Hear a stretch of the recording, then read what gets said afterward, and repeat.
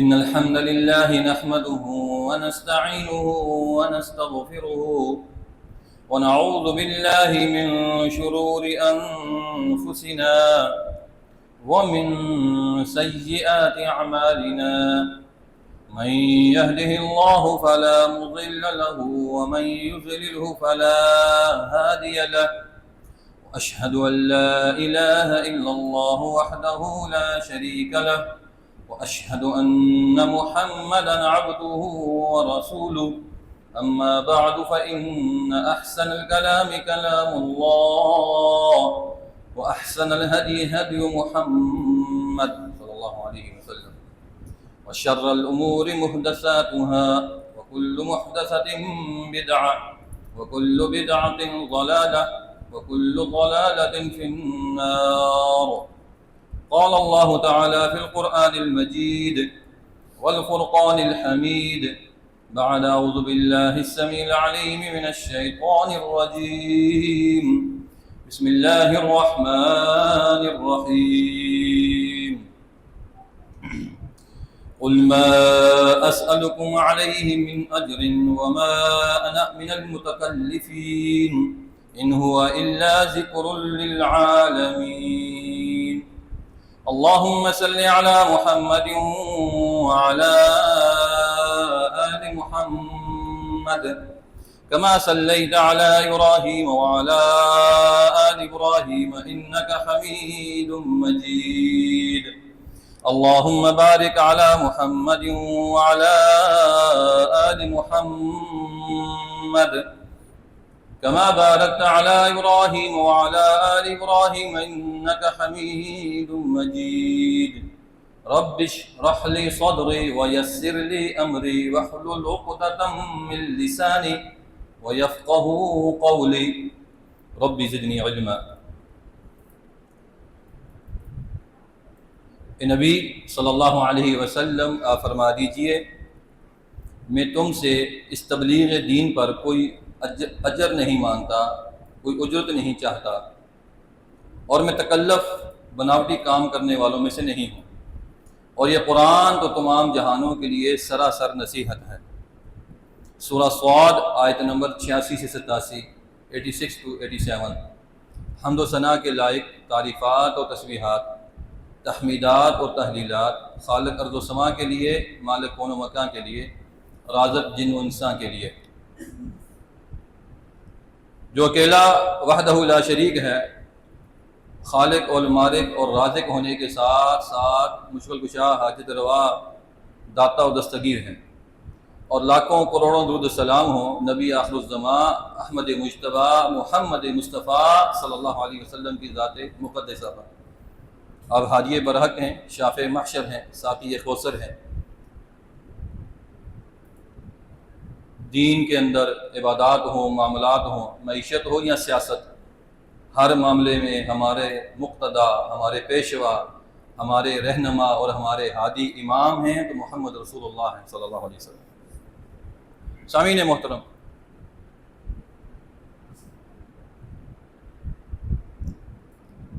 رسول اللہ صلی اللہ علیہ وسلم کی سیرت طیبہ اور صحابہ کرام کی زندگی کا مطالعہ کریں، جہاں بہت سی خوبیاں ہمیں معلوم ہوتی ہیں، وہاں ہمیں ان کی حیات طیبہ سے یہ معلوم بھی ہوتا ہے کہ ان کے طرز زندگی، ان کے طرز کلام، ان کے طرز اخلاق، طرز معاملات کے اندر سادگی تھی اور بناوٹ نہیں تھی، کوئی تکلف نہیں تھا، کوئی مصنوعیت نہیں تھی۔ اور آج ہم اپنی زندگیوں کو دیکھیں تو ہماری زندگیوں میں قدم قدم پہ ہمیں تکلف نظر آئے گا، بناوٹ نظر آئے گی، مصنوعیت جو ہے اصل میں وہ نظر نہیں آتا، اور جو نہیں ہے وہ بنا کر لوگوں کے سامنے اظہار کرتے ہیں۔ اس زندگی نے ہمیں بڑی مشکل میں ڈال دیا ہے۔ آئیے قرآن و سنت کی زندگی سے، قرآن و سنت اور رسول اللہ صلی اللہ علیہ وسلم کی زندگی سے ہم یہ سیکھنے کی کوشش کرتے ہیں کہ سادہ طرز زندگی کے فوائد کیا ہیں، اور تکلف اور بناوٹ کے نقصانات کیا ہیں، اور تکلف کسے کہتے ہیں، بناوٹ کسے کہتے ہیں۔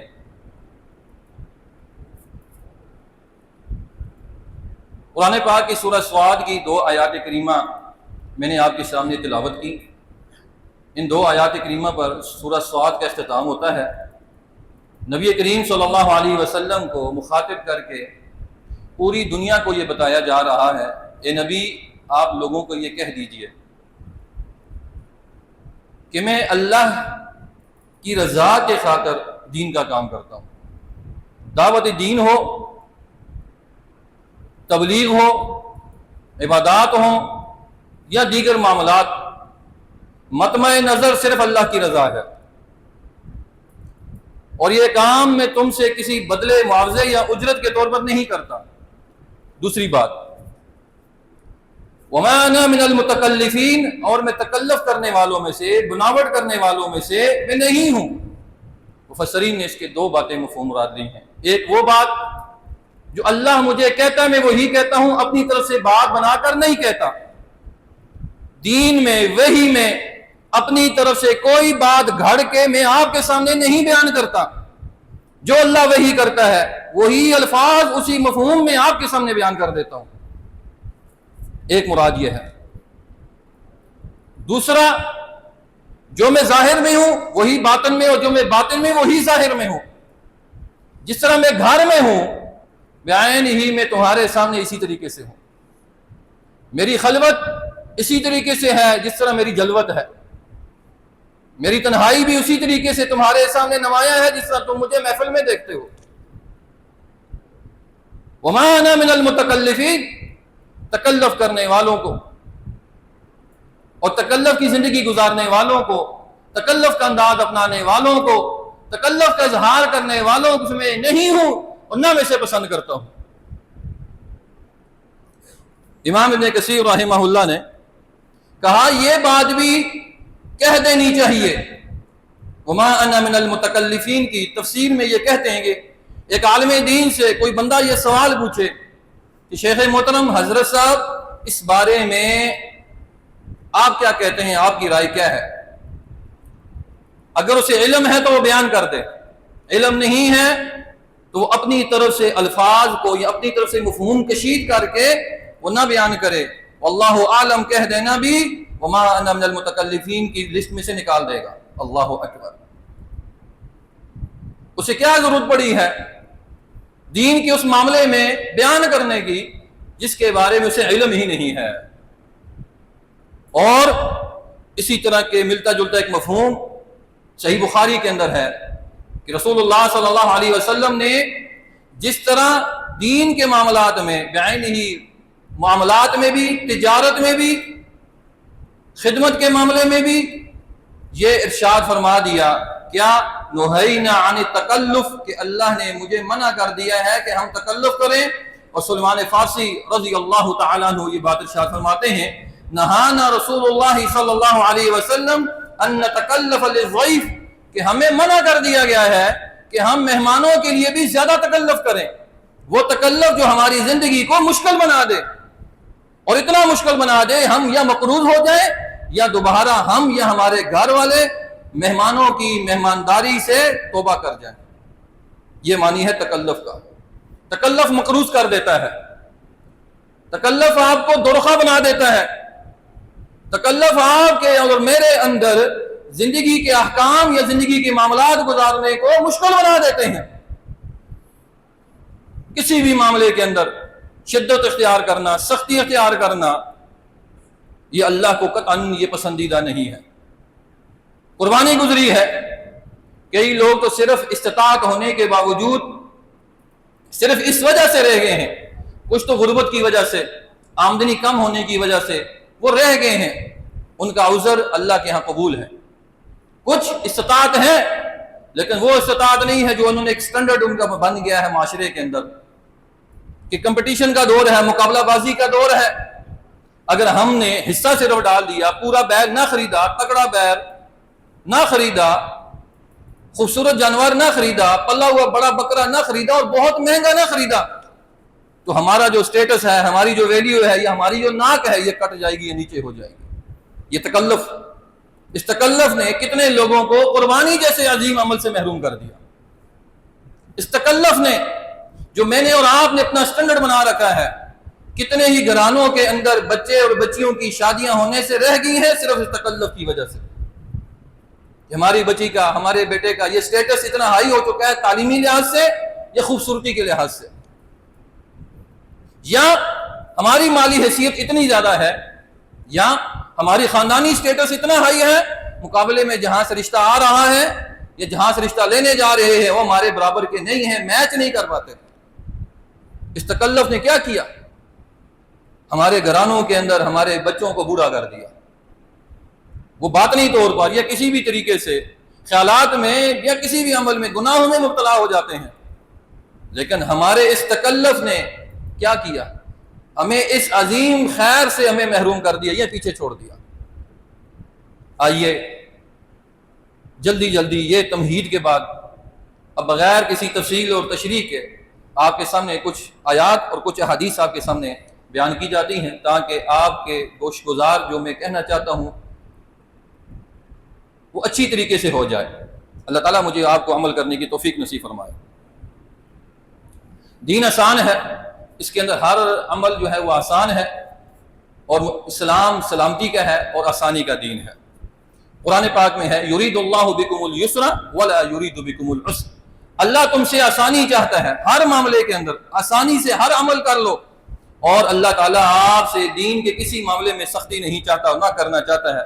وما جعل علیکم فی الدین من حرج، اور دین کے اندر اللہ رب العزت نے آپ کے اندر کوئی تنگی نہیں رکھی۔ نماز ہو، روزہ، زکوٰۃ، حج ہو، ہر معاملے میں آسانی در آسانی ہے، اور اللہ نے ایک شریعت کا کوئی حکم یا انسان کے اوپر کوئی مشکل ایسی اتاری ہی نہیں ہے یا ایسا حکم دیا ہی نہیں ہے جو اس کے بس سے باہر ہو۔ لا یکلف اللہ نفسا الا وسعها، آپ کی وسعت اور طاقت اور مشقت سے زیادہ آپ کے اوپر اللہ نے کوئی بوجھ نہیں ڈالا۔ اہل ایمان کوئی بھی عمل ہو اس کو آسانی سے کر گزریے، اللہ رب العزت یہی آپ سے کیا چاہتا ہے، یہی چیز آپ سے چاہتا ہے۔ اور پھر رسول اللہ صلی اللہ علیہ وسلم کے صحابی سیدنا ابو ہریرہ رضی اللہ تعالیٰ عنہ بیان فرماتے ہیں کہ میرے حبیب، میرے محبوب محمد رسول اللہ صلی اللہ علیہ وسلم نے فرمایا ان الدین یسر، دین بہت آسان ہے، وَلَن يُشَادِدِ الَّذِينَ يُشَادِدِ الدِّينَ أَحَدٌ إِلَّا غَلَبَهُ، خبردار جس نے دین کے اندر شدت اختیار کی، دین اس کے اوپر غالب آ جائے گا۔ دین میں شدت پسندی اللہ کو محبوب نہیں ہے، اللہ کو پسند نہیں ہے کہ دین کے احکام کے اندر آپ اتنی سختی کریں کہ وہ دین آپ کے اوپر غالب آ جائے یا دین پہ عمل کرنے پہ آپ پہ مشکل پیش آ جائے اور آپ آسانی سے دین پہ عمل نہ کر سکیں۔ فَسَدِّدُوا وَقَارِبُوا، آپ لوگوں کے قریب قریب رہیے اور میانہ روی اختیار کیجئے اور بشارت اور خوشخبری سنائیے، بشروا ولا تنفروا، خوشخبری سنایا کیجئے، لوگوں کو نفرت نہ دلایا کیجئے، اور رات کے آخری حصے میں تہجد کی نماز پڑھا کیجئے، اور اللہ کی راہ میں خیرات کر کے دینی قوت حاصل کیجئے۔ اللہ اکبر، کتنی خوبصورت چند کلمات کے اندر پورے کا پورا دینی منہج بیان کر دیا، پورے کا پورا دینی جو منہج ہے آسان لفظوں میں رسول اللہ صلی اللہ علیہ وسلم نے بیان فرما دیا کہ لوگوں یہ دین بڑا آسان ہے، شریعت کے ہر حکم اللہ نے آسان کر دیے ہیں، ان آسان احکام کو کرنے میں تم سختی اختیار مت کرو۔ جیسا کہ بعض صحابہ میں سے یہ عمل اختیار کیا کہ ہم پوری رات عبادت کریں گے، دن کو روزے رکھیں گے، اور کسی نے کہا ہم تارک دنیا ہو جائیں گے اور شادی نہیں کریں گے۔ تو رسول اللہ صلی اللہ علیہ وسلم نے کتنے پیارے انداز میں ان کی اصلاح فرمائی، کہا میں رات کو سوتا بھی ہوں، آخری پہر تہجد کی نماز بھی پڑھتا ہوں، میں روزے رکھتا بھی ہوں اور چھوڑتا بھی ہوں، یعنی نفلی روزے کی بات ہو رہی ہے، اور میں نے شادیاں بھی کر رکھی ہیں، یہی میرے دین کیا ہے، یہ سنت ہے، اسی طرز عمل کو اپنائیے، اس سے ہٹ کر کوئی اور راستہ اختیار نہ کیجیے، یہی عمل میرا سنت ہے۔ ایک صحابی کے بارے میں معلوم ہوا، ابو درداء، سلیمان فارسی رضی اللہ تعالیٰ عنہ، دونوں دوست ہیں۔ سلیمان فارسی رضی اللہ تعالیٰ عنہ ملنے کے لیے گئے ابو درداء کے پاس رضی اللہ تعالیٰ عنہ، وہاں پہ ام دردہ کو دیکھا تو ام دردہ کی جو حالت تھی وہ عجیب الغریب تھی. تو انہوں نے کہا مالک ھذا، یہ آپ نے کیا حالت بنا رکھی ہے؟ تو انہوں نے کہا جی آپ کے جو دوست ہیں، آپ کے بھائی ہیں، ان کو کوئی پرواہ ہی نہیں کہ ان کے گھر میں ان کی بیوی ہے. خیر وہ چپ ہو گئے. رات ہوئی، کھانا کھایا دونوں نے مل کر، اور حسب عادت حسب روایت سیدنا ابو دردہ امام الزاہدین امام المتقین زہد و تقوی کے امام وہ مصلی پہ کھڑے ہو گئے. انہوں نے ان کا بازو کھینچا اور بازو کھینچ کر ان کو بٹھا دیا. کہا سنو، میں نے رسول اللہ صلی اللہ علیہ وسلم نے یہ سنا ہے، العین الحق، آنکھ کا تجھ پہ حق ہے، جسم کا تجھ پہ حق ہے، تمہاری بیوی کا تمہارے اوپر حق ہے، تمہاری اولاد کا تم پر حق ہے. تم اس طرح کرو، رات کے پہلے پہر تم سو جاؤ، یا دیگر جو تمہارے معاملات ہیں میاں بیوی کے وہ نپٹاؤ، اور رات کا جب آخری پہر ہو جائے وہ تم کیا کرو، پھر اللہ تعالیٰ کے ہاں عبادت میں گزار دو. لیکن ابو دردہ تو ابو دردہ تھے. تھوڑی دیر گزری تو پھر اٹھے، ان سے صبر نہ ہوا. پھر سلیمان فارسی نے ان کو کھینچا، کہا نہیں. پھر گزری آخری پہر، پھر کہا اٹھیے اب عبادت کیجیے. صبح ہوئی، وہی شکایت لے کر دونوں رسول اللہ صلی اللہ علیہ وسلم کے پاس چلے گئے اور رات کا پورا قصہ بیان کر دیا، پورا قصہ بیان کر دیا. نبی صلی اللہ علیہ وسلم مسکرائے اور کہنے لگے کہ سلیمان فارسی نے حق کہا، دین یہی ہے. آپ نے دین کو مشقت بنا دیا. آپ ایک طرف اتنے متقی پرہیزگار بن جاتے ہیں، زہد و تقوی میں اتنے آگے چلے جاتے ہیں، یہ دعوت دین میں اتنا وقت گزارے کہ اپنے بیوی بچوں کے حقوق بھول جائے، یہ تکلف ہے. کتنے ہی لوگ ہیں وہ اتنے مصروف ہو جاتے ہیں، یہ تو دین کے اندر عبادت کے اندر اتنا مصروف کر دینا کہ دوسروں کے حقوق متاثر ہو جائیں، اسلام پسند نہیں کرتا. اور جو دن رات کمانے میں، انکم سورس جنریٹ کرنے میں، یا دوستوں یاروں کے ساتھ پوری پوری رات محفلوں میں، کھانوں پینوں میں، عیاشیوں میں گزار دے، یا آج کل وہ جو ایک بلا چلی ہے اس میں پوری پوری رات وہ دیکھنے میں گزار دے، اور اس سے والدین کی خدمت بھی رہ جائے، بیوی بچوں کی تربیت اور حقوق بھی بھول جائے. مجھے بتائیں اس سے زیادہ ظلم اور زیادتی کیا ہو سکتی ہے؟ اسلام کے اندر، عبادت کے اندر بھی اس قدر تکلف، اس قدر سختی نہیں جائز. دین کے اندر اور دیگر معاملات دنیا کے اندر اس قدر چلے جانا کہ باقی چیزیں آپ سے رہ جائیں، یہ کیسے جائز ہو سکتا ہے؟ یہ نہیں ہو سکتا. اسی طریقے سے سامعین محترم،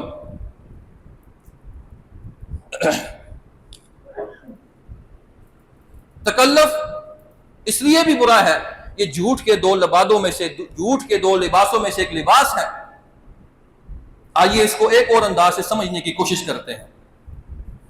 سیدنا ابو بکر کی بیٹی سیدہ اسماء بنت ابی بکر رضی اللہ تعالی عنہا، سیدہ عائشہ کی بڑی بہن تھی. رسول اللہ صلی اللہ علیہ وسلم کے پاس آئی، یا رسول اللہ ان لی جارۃ تعنی ضرۃ هل علی جناح ان تشبعت لها بما لم یعطی زوجی.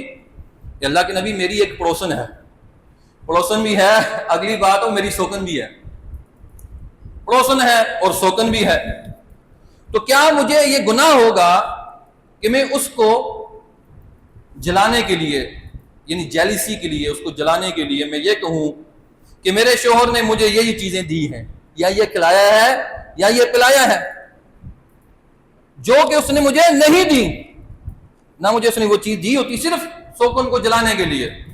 تو اللہ کے نبی صلی اللہ علیہ وسلم نے فرمایا المتشبہ بما لم یعطى کلابس ثوب زور. المتشبہ فرمایا بناوٹ کرنے والا، دکھلاوا کرنے والا، اور وہ چیز اس کے پاس نہیں یہ ظاہر کرے کہ مجھے فلاں نے دی، فرمایا وہ ایسے ہیں جیسے اس نے جھوٹ کے دو لباس پہنے ہوں. مجھے بتاؤ تمہیں یہ کر کے کیا فائدہ حاصل ہوگا؟ اللہ اکبر. حالانکہ یہ سوکنوں میں یہ چیزیں عام چلتی ہیں. تو سامعین محترم، آج ہمارے معاشرے کے اندر یہ دیکھیے کہ میں اور آپ اپنی لائف کو اس طرح بنایا ہوا ہے کہ ہم بعض اوقات قرض لے کر معاشرتی سٹیٹس میں اپنے مہنگے کپڑے لے رہے ہوتے ہیں، گاڑیاں لے رہے ہوتے ہیں، ہائی سوسائٹیز میں پلاٹ لے کر مکان بنا رہے ہوتے، میں اسے منع نہیں کرتا، لیکن یہ چیز اگر آپ کو مقروض کر دیتی ہے، یہ چیز آپ کو دھوکہ بازی میں اور جھوٹ اور فریب میں یا آپ کے اندر ایک بری عادت جیلسی میں مبتلا کرتی ہے، تو کہاں جائز ہو سکتی ہے؟ برا ہو اس برانڈڈ لائف کا، اس برانڈ کے ٹرینڈ نے، اس فیشن نے اور میچنگ نے کتنے ہی لوگوں کو کنگال کر دیا۔ اللہ اکبر۔ صالحین میں سے کسی کا قول ہے، امام حسن بصری کا، لوگوں امیروں کے ساتھ نہ بیٹھا کرو، ان کا طرز حیات بہت درد تمہیں کنگال کر دے گا۔ ان کا طرز حیات، ان کے شاہانہ لائف، ان کی لگژری سٹائل، ان کے مہنگے مہنگے کپڑے اور نفیس خوشبوئیں، ان کے مہنگے ترکی و نسل گھوڑے، یہ ایسا نہ ہو کہ تمہیں معاشرے میں ایک وقت آئے تمہیں کیا کر دے، تمہیں کنگال کر دے، تمہیں مفلس کر دے۔ کیا ان کے اقوال تھے، کیا خوبصورت اقوال تھے۔ تکلف کی یہ لائف آج ہمارے معاشرے میں ہے۔ اس تکلف کی سلائیڈ نے مجھے اور آپ کو قرض لینے پہ مجبور کر رہے ہیں کہ نہیں کر رہے؟ بچے کی شادی سادگی سے ہو سکتی تھی، لیکن اس تکلف نے ہمیں کیا کیا؟ ہم قرض لیتے ہیں، اور کتنے لوگ دوستوں سے نہیں لیتے، بینک سے لیتے ہیں۔ بینک سے لون لے کر بیٹے اور بیٹی کی شادیاں کرواتے ہیں، سود جیسی لعنت اپلا لینے پہ تیار ہو جاتے ہیں، صرف اس تکلف کی، اس بیماری کی وجہ سے، اس دکھلاوے کی، اس بیماری کی وجہ سے۔ کتنے ہی لوگ ہیں کہ عام گاڑی میں سفر کرتے ہوئے ان کا آج کل وہ بات کریں اورا مائنس ہوتا ہے، یار اس گاڑی میں بیٹھیں گے کیسے جائیں گے، پھر وہ مہنگی گاڑیاں لیتے ہیں، پھر مقروض ہوتے ہیں، پھر اس مقروض میں کتنی پریشانیاں وہ اٹھاتے ہیں۔ اللہ اکبر، اللہ اکبر۔ سوکن کے وہ الفاظ کہہ دینا کہ مجھے میرے شوہر یہ چیز دیتا ہے جبکہ اس کے پاس نہیں ہے۔ المتشبہ وہ چیز ہوتی ہے جو آپ کی نہیں، اور آپ کیا کریں، اس کو دکھائیں کہ یہ میری ہے، حالانکہ آپ اس کے مالک نہیں۔ رسول اللہ صلی اللہ علیہ وسلم نے اس سے منع فرمایا۔ پھر محدثین کہتے ہیں وہ بھی شخص متشبہ ہے جس کا اخلاق انتہائی برا ہو، بد زبان ہو، بد کلام ہو، بد نیت ہو، لیکن لوگوں کے سامنے یہ ظاہر کرے کہ مجھ سے بڑا اچھے کلام والا، اچھے اخلاق والا نہیں ہے، اور اپنے اخلاق کو اور اپنے کلام کو، اپنے الفاظ کو کیا کرتا ہے؟ انتہائی خوبصورت بنا لیتا ہے۔ کیوں؟ مالی مفاد حاصل کرنے کے لیے، کہ لوگ جب مجھے دیکھیں کہ بہت اچھا اخلاق والا ہے، اگر میں کاروباری ہوں تو لوگ مجھ سے چیز خریدیں گے، پراپرٹی ڈیلر ہوں تو مجھ سے لوگ کاروبار کے لیے، پلاٹ کے لیے آئیں گے، اور میں اگر اس لیے اچھی گفتگو کرتا ہوں کہ لوگ میرے الفاظ کے سحر میں، جادو میں مبتلا ہوں گے اور میری گفتگو کو سنیں گے اور لوگ میری طرف آئیں گے۔ یہ بھی المتشبہ ہے، اس نے بھی جھوٹ کا لباس پہنا ہے۔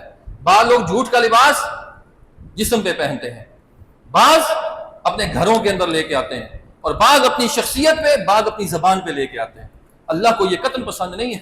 میں یہ نہیں کہتا کہ میں اور آپ بد اخلاق بن جائیں، لیکن دھوکہ دہی کی صورت میں بد اخلاق بن جانا یہ قطعاً جو ہے یہ دھوکے کا سب سے بڑا ذریعہ ہے۔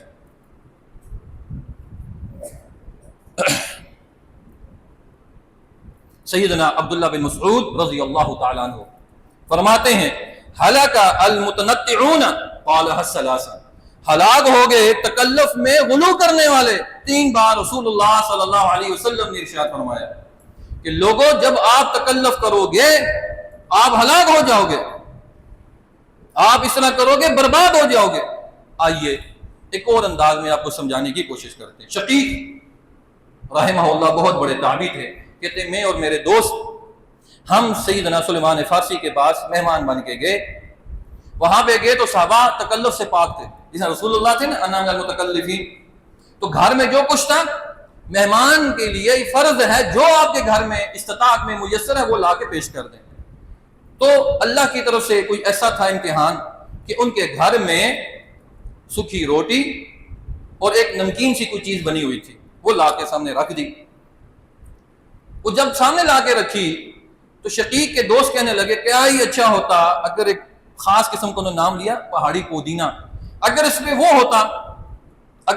ہوتا نا تو مزہ ہی آ جاتا، زیادہ اچھا سالن لگتا۔ سلمان فارسی چپکے سے اٹھے گئے اور دکان سے وہ لے کے آگے پہاڑی پودینہ اور لا کے اس پہ انہوں نے بکھیر دیا۔ کھانے کا لطف دوبالا ہو گیا، خوشبو آئی، انہوں نے کھا لیا۔ کھانے کے بعد وہ کہتے ہیں الحمدللہ، اللہ تیرا شکر ہے جس نے ہمیں یہ کھانا دیا اور قناعت نصیب فرمائی۔ وہ آگے سے کہتے ہیں شکر تو ہے نعمت ملی، لیکن اگر آپ نے قناعت کی ہوتی تو مجھے اپنا ایک برتن گھر کا اٹھا کر دکاندار کے پاس ادھار رکھ کر یہ چیز نہ لانی پڑتی۔ اللہ اکبر! کیا سمجھ آئی؟